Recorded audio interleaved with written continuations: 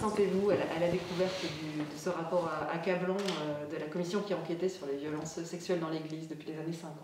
Alors, beaucoup de peine, de honte devant ce qui est arrivé. Et je ressens, comment dire, une proximité avec les victimes que j'ai reçues depuis 5-6 ans. Et je retrouve dans ce qui est énoncé par la commission des éléments, enfin, de souffrance, souvent de dépersonnalisation des victimes qui ont eu, pour un nombre important d'entre elles, une vie personnelle, relationnelle, sexuelle aussi, complètement bouleversée par ce qui leur est arrivé. Et donc, c'est à la fois la peine, la honte et la grande souffrance partagée, voilà, avec ces personnes, pour autant que je puisse le partager, puisque évidemment je ne peux pas me mettre à leur place. La place dans laquelle je suis est évidemment plus proche de celle de beaucoup d'hommes et de femmes, de chrétiens et d'autres, qui eux n'avaient pas perçu cela non plus dans cette violence, c'est-à-dire qui depuis plusieurs années commencent à percevoir qu'il y a des choses difficiles, mais qui sont aussi troublés que cela ait pu arriver. Donc ça, je me sens proche de cela, c'est-à-dire on est tout à fait troublé que cela puisse arriver. Le rapport fait état de très nombreux cas. On estime à 330 000 victimes ayant subi des abus sexuels, mais aussi des actes de torture ou d'esclavage. Certains de ces témoignages ont été recueillis dans la région. Vous-même, vous avez pris l'habitude de recevoir des victimes? J'ai pris l'habitude de recevoir depuis 2015-2016 des personnes, et je sens que dans le rapport de M. Sauvé, il dit jusqu'à 2015-2016, on s'est plus préoccupé d'un phénomène social que l'on voulait éradiquer que de la souffrance des victimes. Et cela est, je le confirme, cela est vrai. On était plus préoccupé d'ôter de la vie sociale quelque chose qui ne paraissait pas beau, mais l'écoute même des personnes victimes a changé notre rapport à cette réalité. Pourquoi est-ce que l'examen de conscience de l'Église est si difficile? Pourquoi il y a cette omerta, puis un peu ce déni, ce que pointe le rapport? Oui. Je ne sais pas pourquoi, enfin, je veux dire, c'est jamais très facile d'être mis en face des turpitudes. Et donc, on peut... je ne sais pas si on peut...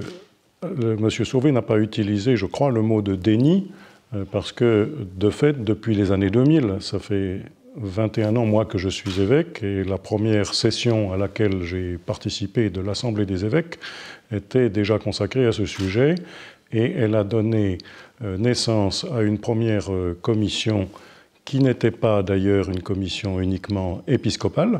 Elle était présidée par un évêque, mais une commission dans laquelle il y avait des avocats, des magistrats, voilà.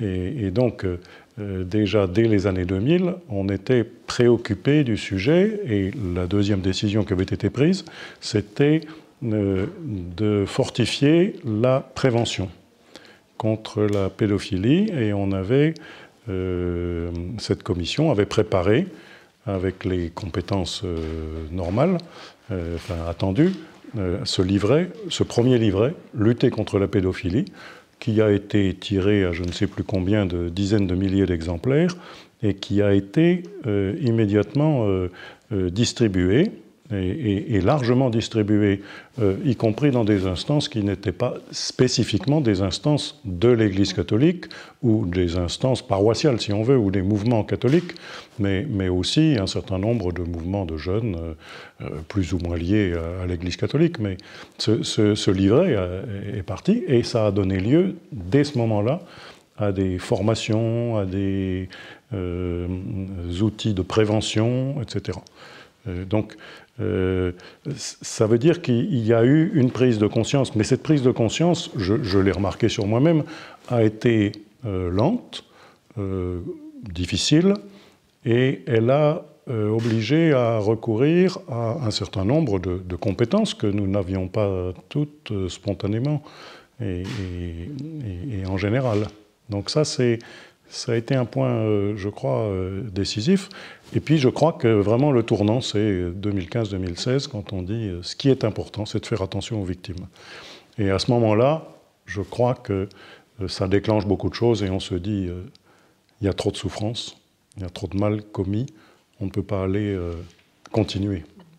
Ce que pointe le rapport Sauvé, c'est que des choses ont été mises en place dans les différents diocèses, comme à Lille, celui de Lille, mais que c'est insuffisant. Qu'est-ce qui manque encore, selon vous, aujourd'hui, pour vraiment recueillir cette parole? Alors, de fait, M. Sauvé a évoqué d'abord cette reconnaissance publique de la responsabilité institutionnelle de l'Église. Et ça, je crois que nous le faisons, nous voulons le faire publiquement. Je l'ai déjà dit nommément à des personnes victimes depuis un moment, et je leur ai redit à ces personnes ces jours-ci en leur annonçant ce moment de la remise du rapport qui était prévu ce matin. Non pas que ces personnes ne le savaient pas, je pense qu'elles le savaient quand je leur ai écrit, que j'ai essayé de les joindre, mais je leur ai dit, voilà, nous voulons reconnaître. Voilà. Ça, je pense que c'est un premier point. M. Sauvé a beaucoup insisté sur l'aspect financier. Il est clair que c'est quelque chose qui est compliqué. Il faudra qu'on le regarde de près. Je crois qu'il suggère que, de fait, les diocèses eux-mêmes, les associations diocésaines, participent à cela. Jusqu'à présent, nous avions la pensée que, juridiquement, cela ne correspondait pas à l'objet des associations diocésaines et qu'il fallait que nous trouvions un autre moyen. C'est pour ça que nous avions mis sur pied ce projet de fonds de dotation pour répondre à la question. Vous avez une estimation du nombre de victimes concernées dans la région depuis les années 50 ? Le nombre de victimes, non. Simplement, je fais la comparaison entre la proportion que M. Sauvé a annoncée ce matin, la proportion du nombre des agresseurs et du chiffre global de 216 000 ou 330 000. Et donc, c'est là-dessus que s'est fait la réflexion de la Commission, parce que c'est quand même une énorme surprise, cette différence. Et M. Sauvé a expliqué en réponse aux questions qu'un agresseur pouvait en effet faire jusqu'à 150 victimes. Et donc, cette multiplication, ça, c'est une surprise très forte pour nous.